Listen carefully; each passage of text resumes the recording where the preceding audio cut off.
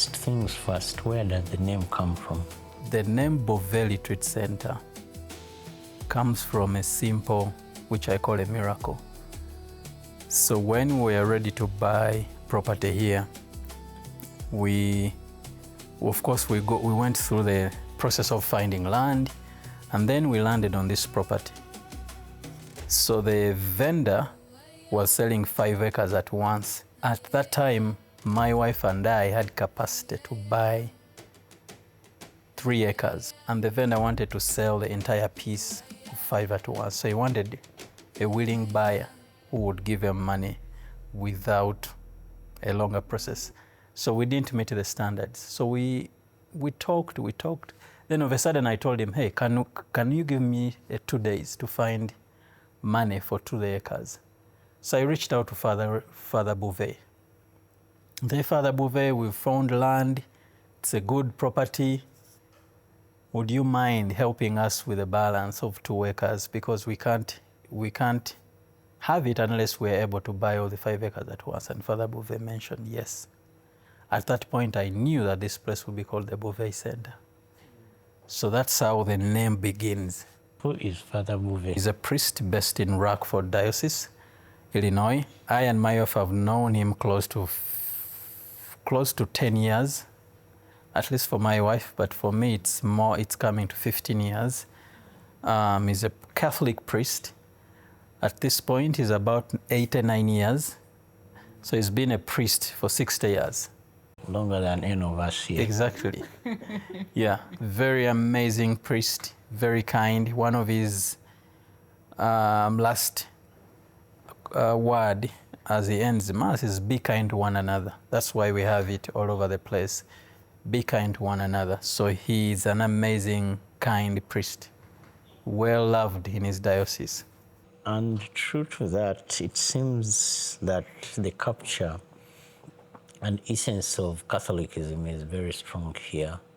Is it deliberate and inspired upon that mercy and kindness of Father Buve? Yes. This place has a foundation of Catholicism. We don't push Catholicism to people who are not. So we receive all types of groups. We've maintained our Catholic foundation. For lack of better word, we would say, Catholic heritage is, we share it, I and my wife. So we all come from deep, deep Catholic families. Just for me, even my great-grandfather was a Catholic. My grandfather was just passed away 90 years, was Catholic. My uncle is a priest who follows my father. So we've grown as Catholics. In fact, in our home, or at my family, Catholicism is like a tribe. So we've known, because if you didn't go for Mass on Sunday, you wouldn't have a meal. So being a Catholic is like, it's like a tribe, because that's how we grow, its culture. Yeah, so, and beyond just being a culture, it has formed us. Yeah, the traditional values of the Catholic Church are very, very strong, but they form a person. They give them structure, they give them character. Those that have gone to Catholic schools, you know that you come out disciplined. There's a lot of hard work, which has impacted us in an amazing way to do the things that we do. Besides being, could I call it a passionate Catholic, a deep one at that, tell us a little bit about yourself, and let her also tell us a little bit about herself. Born of Mr. Mbazira David and the late Nagawa Milka. I'm a middle child, third in rank. I went to the schools I went to All Saints Primary School in Lueza. I went to St. Maria Goretti Katende, and I went to Trinity College Nabingo for my S5 and my S6. I'm a graduate in accounts, BCom accounting from Makerere University Business School. So I'm a practicing accountant. I have been married more than 10 years, have 3 children, Amani, Kunat, and Nyonza. I feel like I've done most of my adult life with my husband. So we get to do lots of things together. We travel, we work, we have fun, and do everything together most of the time. Of course, we do get to do separate things, but yes, most of the time. Yes, for me, I come from a very large family. So I can trace my family as far as Kakunguru. Semei? Yeah, Semei Kakunguru. So when Semei Kakunguru went to the east, he was looking for men to go with there, to camp there. So he went with some of my grandparents. In fact, recently my family, in many, many years, they went to the east to trace some of those grandparents, and they are there. So we have people who share our clan names when they speak Ruteso in Soroti. So they are there. So they are Baganda men that are there. Some of them are buried there. So that's how far away. And those men are Catholics. You can imagine. So those years, those men that went, it tells you how Catholicism is deep within my family. Yeah, so my father passed away when I was 12 years. He was a medical doctor. He had a short practice, passed away. So my father had a number of wives. So I have several brothers and sisters. Throughout my father's life, I had a very fortunate opportunity to see all those, mothers that I call moms. Yes. So a lot of my childhood, I was with my, partly in the village, then with my mother, then with my uncle who is a priest. He used to be the Vicar General of Lugazi Diocese. Now he's semi-retired. So my childhood has lots of episodes that I think have informed how I've chosen to do life lately, because I had different exposures, moved through different schools. Like in primary, I think I went to like 7 primary schools. So because my father was moving, he used to work for government, and they would be shifted as medical doctors. My last primary school before my father passed away was in Fort Portal, and I'm a bit fluent in Rotoro because my father worked in Fort Portal for about 2 to 3 years. Then my father passed away. My uncle, who is a priest, came into our lives. He supported us through school. Who is that? He's called Reverend Father Ignatius Kaita. And he's involved in this facility, comes once in a while to visit. So he's been very helpful. And later on into my career, I joined Cornerstone.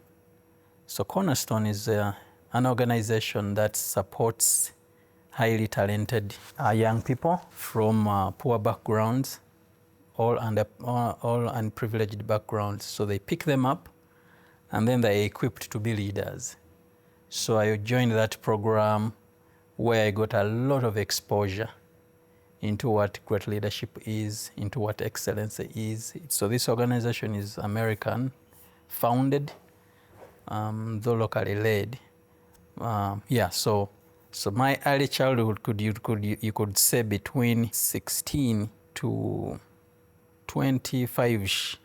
So Cornerstone had a huge impact on my life. So they gave me work to do and exposed me to different opportunities, and those opportunities propelled me into other opportunities, global travel, education, and it's that exposure that I combined with my wife's talent. So as you mentioned, as you had my wife mention, so I think that my wife is one of the most talented women I've met. And the reason I'm saying that, Edgar, is so Gladys is an athlete. So she went on a government scholarship because of netball. I mean, how many women do you hear in this country who have got government scholarship because of netball? It means that you must have been highly competitive to get a government scholarship because of netball. So that government scholarship netball came with, again, brilliance, academic brilliance. So my wife is a mathematician. She did so well in math at O-level, because as you remember, O-level math, for someone to get a distinction in one, it means that they are good. So I brought my talent, merged with her talent, and we partnered to do what you're seeing here. Someone is out there, and they've probably never heard of this place. Yes. But you can invite them in. Yeah. Please sell to us this place. Thank you. So Buve Center, I call Buve Center many things. To the corporate community, I call Buve Centers, this is your country home. To the young person or young profession or mid-career profession, so this is a place of rest that you could also call home. This is a place you can come and disconnect from the business of the city. I'm an avid reader, and one of the books that I've read, great writer who biographed Steve Jobs, there's a line where he says that creativity begins from the point of quietness. And it's true, because even the Bible, if you read creation stories, the entire creation begins from the place of quietness. So if you treasure creativity, if you treasure innovation, you treasure ideation, you want to find a secluded place and go and stay there and stay quiet and stay still. And Buve Recreational Center offers that because of the vastness of the property and the different creative spaces that we've built here.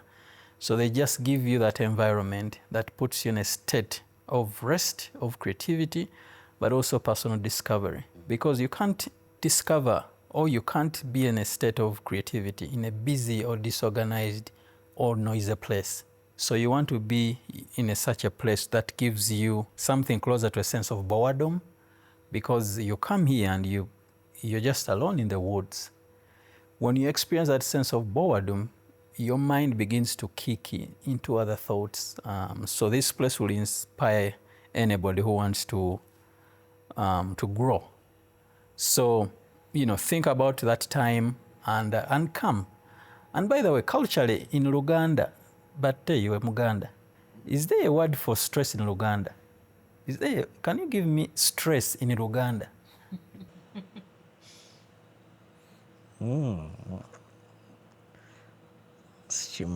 So, but the question is, why is stress not into a mainstream language in our culture?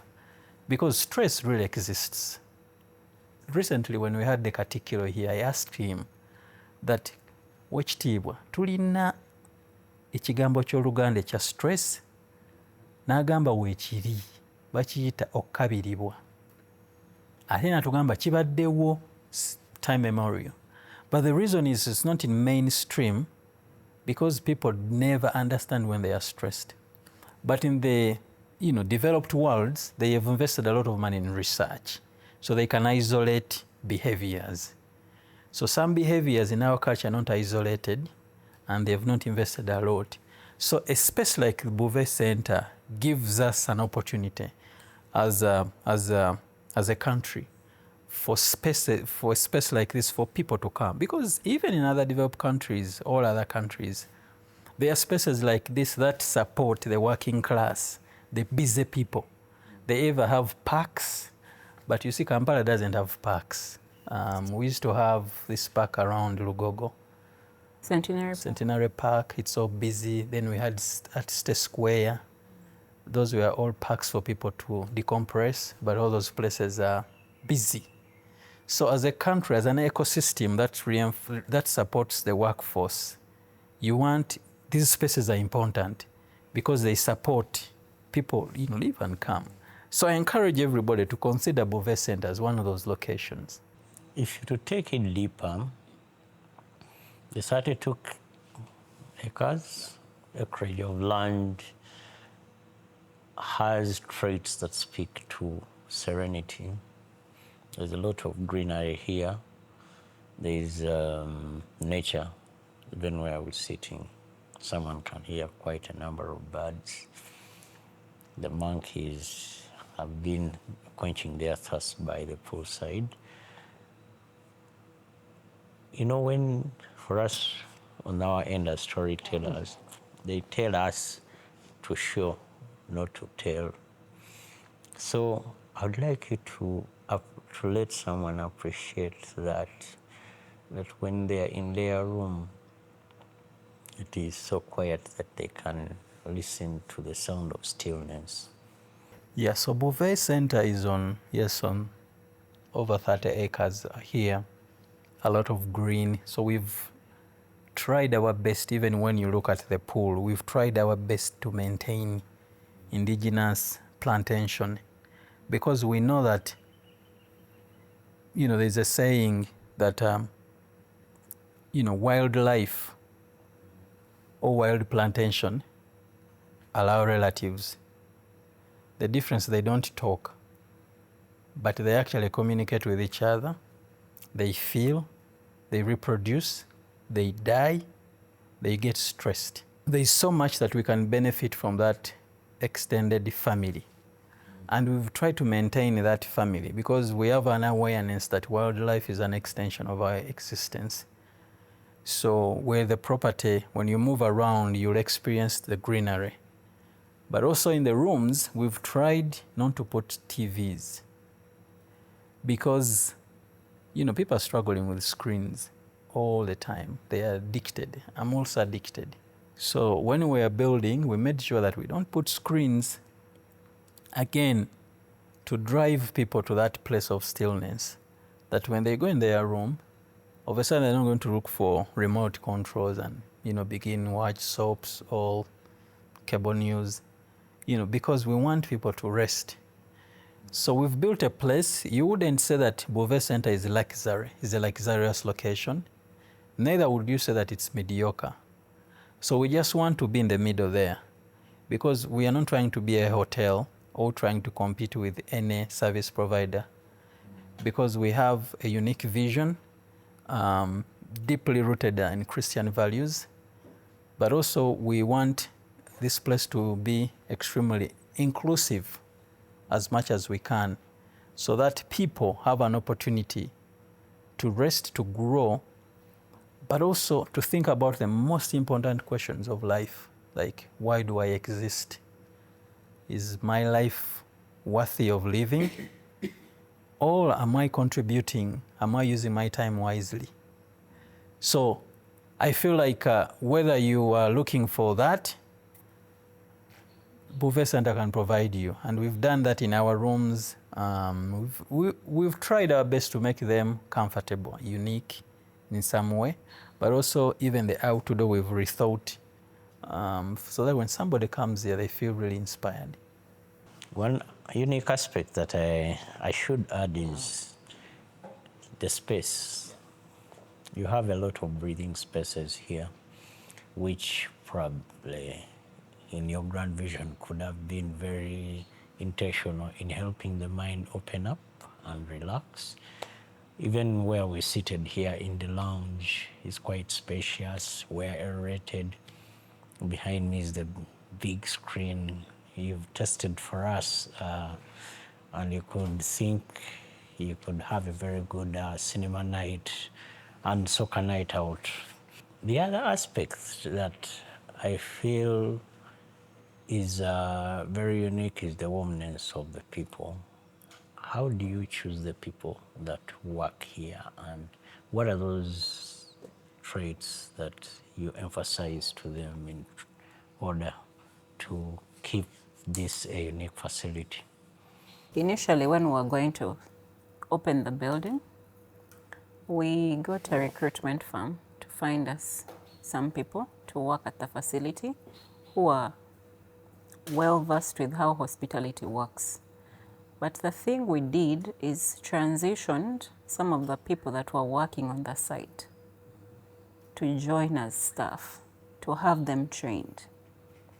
So they came in, the greater part of the population. They came in, they are very green, they don't know what hospitality is like, and we are working and we work with them to train them on how to be warm and how to receive guests and how to take care of them.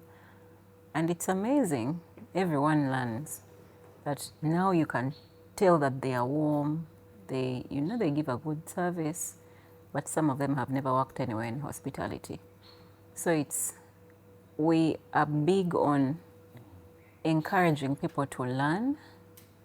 We love to help them explore and grow into those new roles that they've taken up.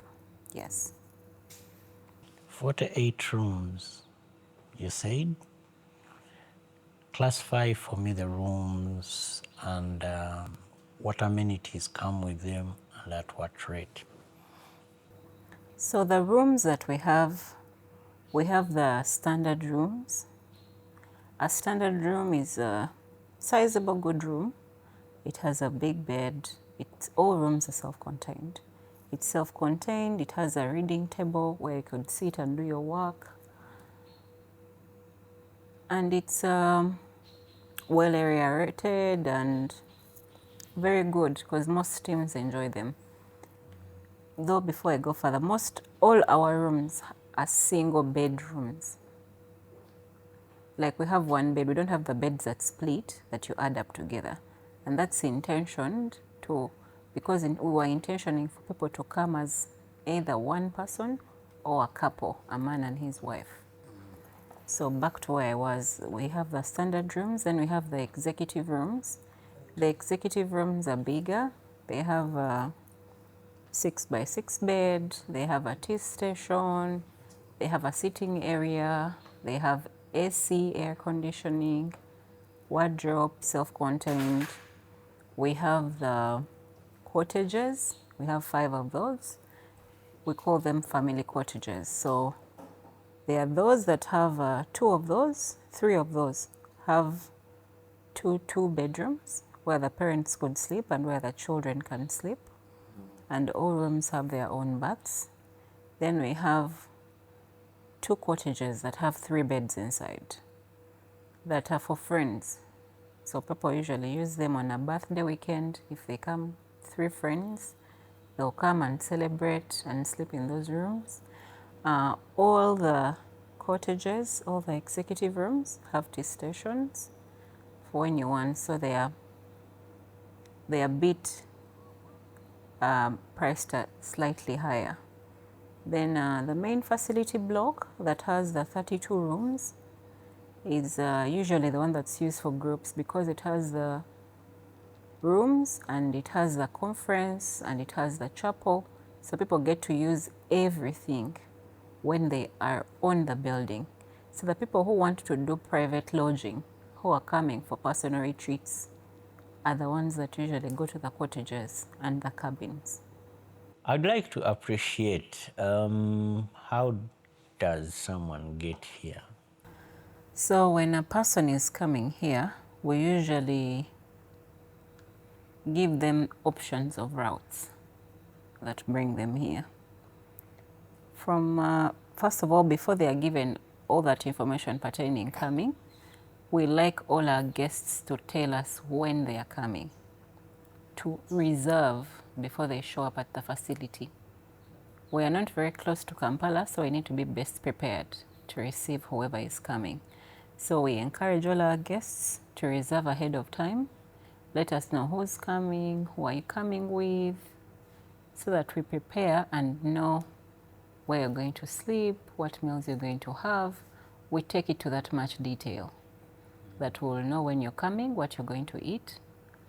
We could help even arrange an itinerary for your stay if you do not have it. We can help you curate your stay when you're around. if you do not have your particular stay of what you want to do. So a person will reserve, they'll call we have numbers online, they will call, they will reserve, we'll get back to them, fetch all their details, they will reserve, and when the day comes for them to come, we'll send them the routes they can take to get here. We encourage site visits before they come, especially for groups. If it's personal, it's well and good, you can come. So we send them the routes. We encourage going through Matuga because we are closer to the Semutokapeka road. It's just 4 kilometers off the main road, and they are working on it currently. So it's a very good tarmac. Then there is an option of going through Nansana, Wakiso Kakiri site. So they'll use either of the routes. They'll get here. When you get to our reception building, they'll be waiting for you, give you a warm towel to clean up after the long trip and wipe up the face. They'll give you a glass of juice to refresh from the long trip. And then we'll usher you into signing in, and then we'll take you down to the main block to your room.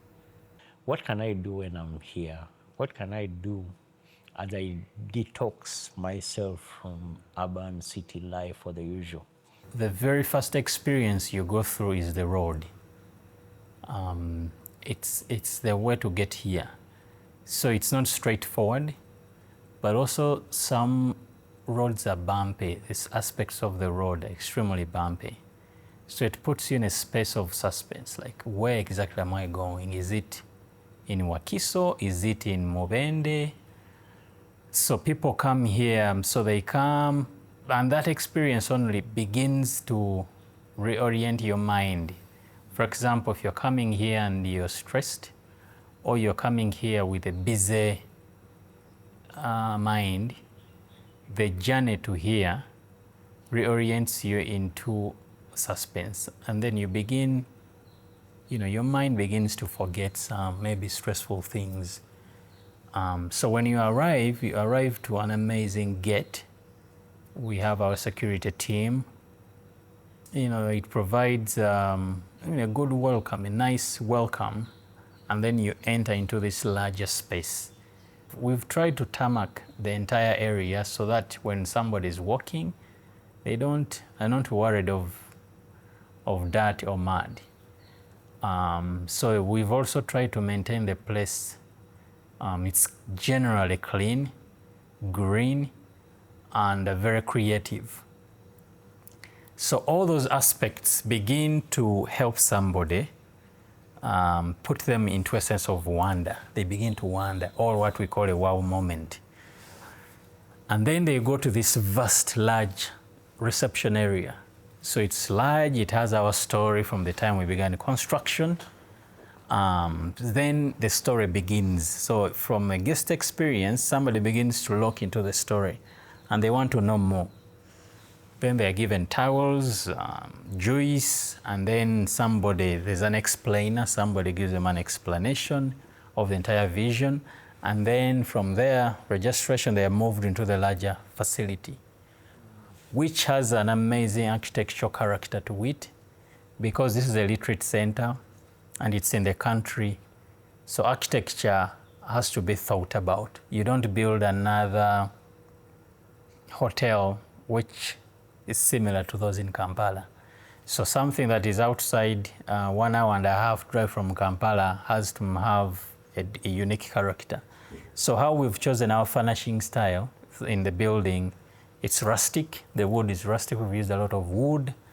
And we also used the walling imagery. It's children. So the images, most of the images speak to the African child. They're either worshiping or playing or praying. Then we have different art pieces like the grand piano. Not many places have grand pianos. It's an acoustic grand piano. It doesn't use electricity. So usually if we have these large groups, we have somebody play for them as an entry experience. And then In our dining, we have this larger dining table that sits about 22 people. So all those pieces are very inspirational. Then when you go into our outdoor spaces, so we have different dining areas, we have an amazing chapel, and we've done it very traditional, because tradition is getting extinct. It's either expensive or takes long to build. So our building has that traditional architecture. You know, it has curves, it has molds. Lately, most people don't do that. They would rather buy plastic molds and then they put on the building, so it gives you a facade. So for us, we've tried to do the real thing. Different spaces, if you go to the pool, we've tried to use rocks, stone cladding, and so all those well-thought, unique characters drive somebody into a new space. So they begin to think differently, view life differently, but most importantly, they are inspired. I think that if you come to this location, if you're not inspired, then it's hard to explain, because we've the people that we've worked with an amazing team that we've partnered and we've thought creatively. This entire retreat is locally owned and locally run. So the entire team is local. We are the proprietors. And I think that the combined message out there is really to inspire. Is for people to regain a belief in their country. Quite often, because of global PR, there's a temptation to think that the best is outside your country. But we have creative people here in this country, and the creative things, creative things across the country. And I think that the Buve Center is one of them. You talked about being local, run locally. Who did you work with in realizing this facility to the vision you have? Fortunately, she's right here. So you see, most people don't think that actually women are visionary. Or spouses, like a spouse, if they choose to partner, they can do bigger things. And for those that are watching us, this is one of the example. The two of us, that we chose to partner. And that partnership meant all of us to pull our unique talent and combine it together to develop a combined vision. So I got the vision, but it needed different type of skills. I knew that I could sell, I knew I could speak to different groups, but also I needed a backup person who could decipher whatever I was trying to do and pick things that are doable. So Gladys, my wife, brought that on table, because it takes two. It takes two to execute. It begins with two. And in the spiritual economics, 1 + 1 is what? Is 1. So the economics of God, 1 + 1 is 1. And for us, we've just chosen to go on with that math, and it has helped us to multiply many things. Interesting. There's an appreciation of the rustic nature of the decor here. There's an appreciation of the finish on the walls. Yeah. The furniture in the rooms. How did you assemble the teams that put together this now to the finer details of, I want my landscaping to look this way. Yeah. I want my furniture to be this kind of furniture. I want my walls to have, symmetric beauty, not overbleeding, cement and stuff like that. Yeah, so one of the things that we experienced, or I experienced early in my career, is exposure. In whichever form, you have to be exposed but also your legs can't take you where your eyes can have not seen or your mind has not reached. So early in my career, I traveled, been to the US over maybe 15 times, been to Europe. There's a time every year for 3 years straight I was going to Europe because I was doing a course there. And in most of those places, I was actually going with my wife, and the intention was for her to see. Sometimes it's hard to explain some things to your spouse if they've not seen.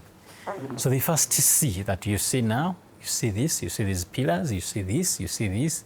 So when she experiences that, it's easy to decide on things because she has seen it. So now back to our local artisans here.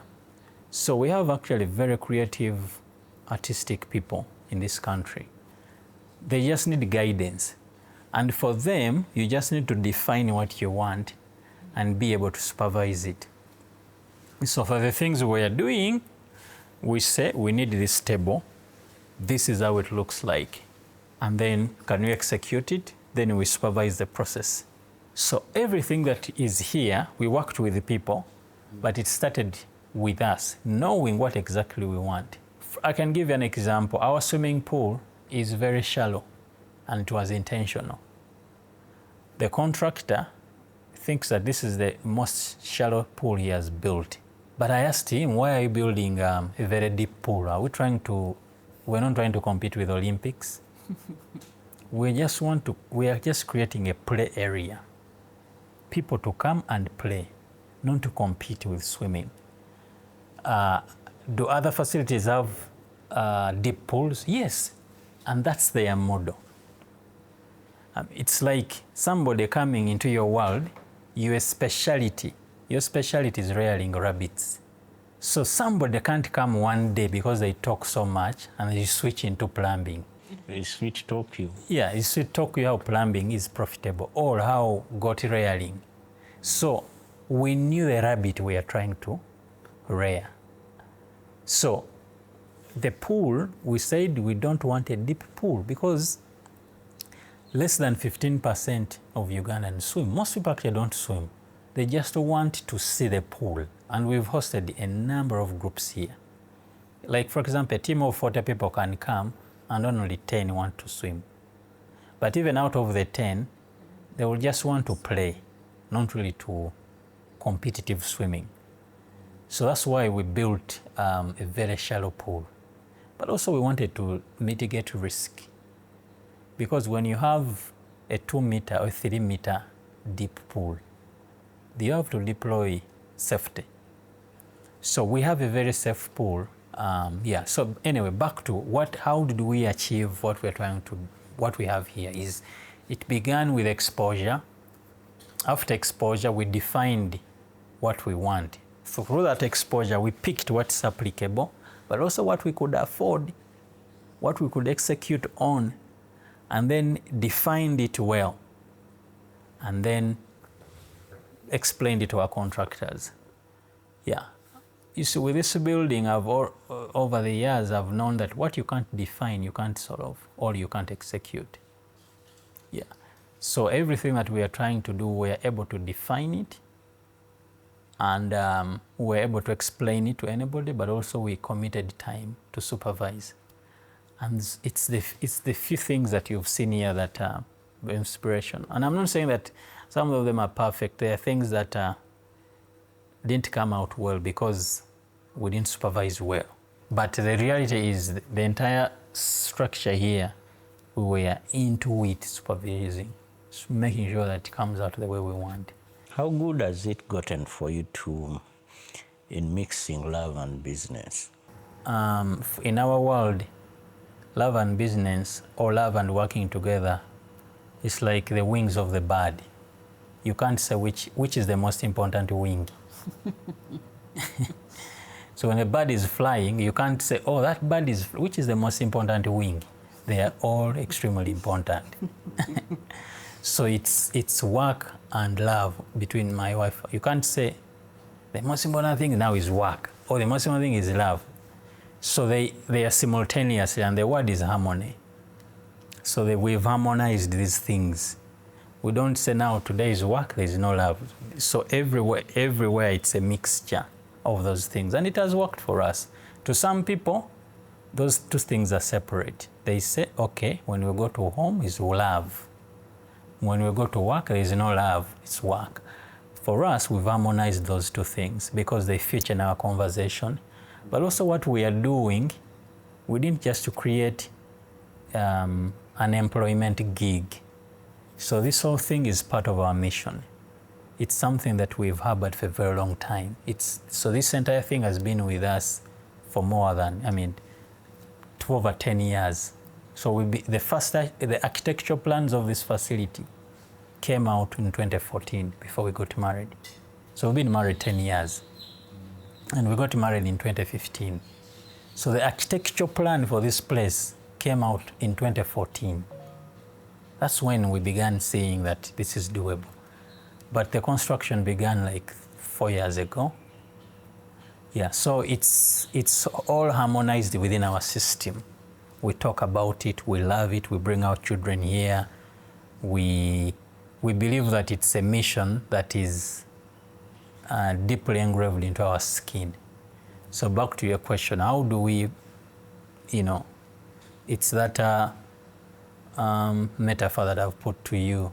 Yeah, so they are all like this, just like the wings of the bird. On the wings of love. What is on your wish list?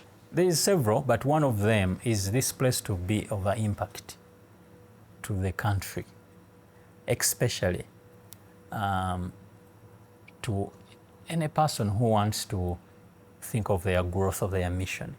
It could either be an organization that wants to step away from the routine to go to what they call an off-site location to think their mission. And to a personal level, an individual who works maybe for MTN or the Catholic Church, that they can appreciate the power of seclusion, that they can come and book a place here, a room, and have an opportunity. You know that, Edgar, some people have never heard of their heartbeat because the place, Kampala, can be noisy. We live in noisy neighborhoods, and few people know the sound of their heartbeat. Yet this heart has a sound. If you choose to listen, if you choose to find a location, a quiet place. So that's one of those wishes that we've put our life here. We want this place to impact people, people to transform. This whole idea of vacation or rest has not welded well into our lifestyle here in Uganda. Because, developing countries, we live in a lot of complexities. It's so hard to make the ends meet. There's so much competing things people need to give attention to. But as Buve Retreat Center, we are coming with a message. How about if people begin to program rest? How about if companies begin to budget for off-site occasionally? Because when you bring teams off the routine, maybe say your hotel, your company is located in Ntinda or Kololo, whatever the location, is to have a routine within the company. Say, can we partner with spaces like the Beauvais Center to plan out off-site? And then off-site may not necessarily mean work. You're basically resting the engine, because your most precious item within a company is actually the staff, is to put them aside for them to rest, to connect in a nice place. And the yield out of that can be more if the companies regularize that. And it's the same thing to an individual. So most people here in Uganda actually never leave their home the entire year. Not because they don't have money, because they drink every night. Yeah, but if people, budget, they say, okay, out of whatever I'm going to make, I'm going to allocate 1 million shilling to go out for 2 nights and rest. And we like to call it creative rest. Creative rest, you come, you see things. You don't just come and rest and sit somewhere, but to expose your mind to other unique environments.